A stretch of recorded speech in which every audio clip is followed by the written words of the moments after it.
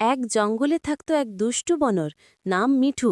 সারাদিন সে গাছে লাফাত, ফল চুরি করত আর সবাইকে হাসাত। একদিন জঙ্গলে এলো নতুন বাঘ, নাম বাঘা।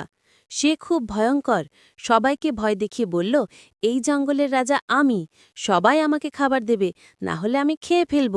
সব প্রাণী ভয় পেয়ে গেল, কিন্তু মিঠু হাসল। সে বলল, এই বাঘাকে একটু শিক্ষা দিতে হবে।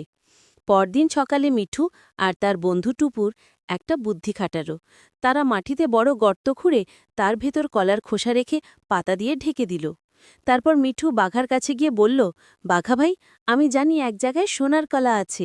বাঘা লোভে পড়ে মিঠুর পেছনে গেল, আর হঠাৎই ধপ, সে পড়ে গেল গর্তের ভিতরে। সব প্রাণী হেসে উঠল। মিঠু গাছের উপর থেকে বলল, বুদ্ধি খাটাতে জানলে বড়রাও ফাঁদে পড়ে। বাঘা লজ্জায় মুখ নামিয়ে বলল, আমি আর কাউকে ভয় দেখাবো না। সেদিন থেকে জঙ্গলে আবার হাসি ফিরে এলো। শিক্ষা, বুদ্ধি আর সাহস থাকলে ভয়ঙ্কর শত্রুকেও হারানো যায়।